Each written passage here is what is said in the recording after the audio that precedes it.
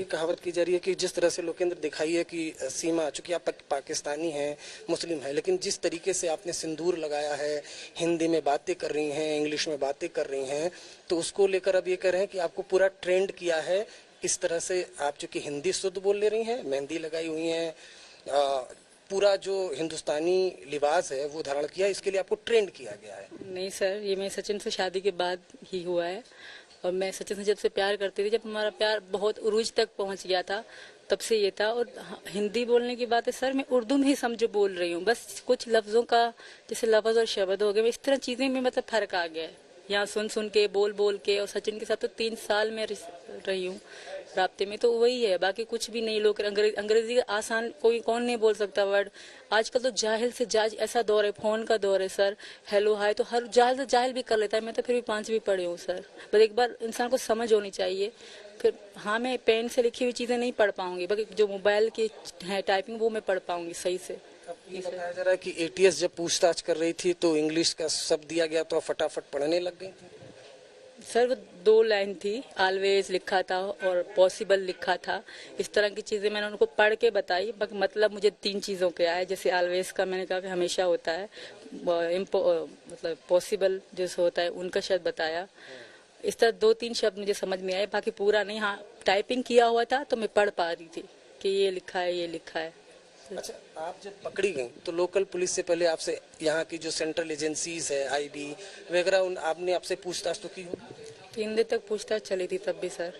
उस वक्त किस किस एजेंसी ने पूछताछ की? अब मुझे तो इतनी पता नहीं है कौन सी है, मुझे इतनी पहचान। क्या क्या पूछताछ की थी, विस्तार से बताइए। तब तो नई बात थी, तो तब बहुत सख्ती से पूछताछ हुई थी सर। क्या? हर चीज क्यों आई, कैसे आई, मैंने सब सच बताया सर, शुरू से लेके अब तक। और आज मेरे पति की तबीयत सही नहीं है तो मुझे कुछ अच्छा नहीं लग रहा सर। सुबह से मैंने उनको देखा नहीं है तो दिल फट रहा है, तो मैं बात ज्यादा नहीं कर पाऊंगी। क्या सचिन की तबीयत खराब है? इस क्या आपको दुख है? बहुत दुख है सर, हम थक गए हैं सर, मैं बहुत थक गई हूँ। भले कोई भी फैसला कर ले, मैं बहुत थक गई हूँ सर। एक साथ मेरे साथ जब सचिन यहाँ बैठे होते हैं तो मैं बहुत खुद को बहुत ताकतवर समझती हूँ। आज वो मेरे साथ नहीं है। नहीं, आप रोइए मत। कि आपको इस बात का दुख है कि आपकी वजह से सचिन और उसका परिवार मुश्किल का सामना करना पड़ा, ये इस वजह ये दुख है? बिल्कुल दुख है, और मेरे पति को इस बात का दुख है कि उनके कारण, उनकी वजह से मैं और मेरे बच्चे तेजी सुनते रहते हैं। कभी वहाँ भागते हैं, कभी उनकी डांट, कभी उनकी बात। उनको इस बात का दुख है तो मुझे उनसे ज्यादा इस बात का दुख है। मेरा सचिन भोला है सर, वो इतना बर्दाश्त नहीं कर पाएगा।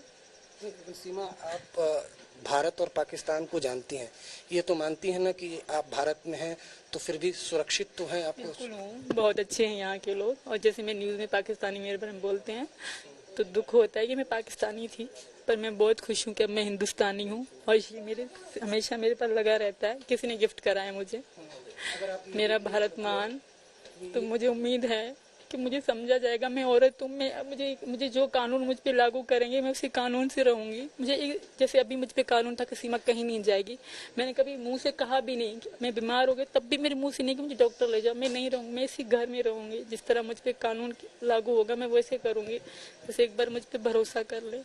ये जो भारत मेरा भारत मान का ये किसने दिया? ये गिफ्ट दिया था किसी ने मुझे। अच्छा। मेरे बच्चों को भी, तो मैंने लगाए रखा है 2 दिन से।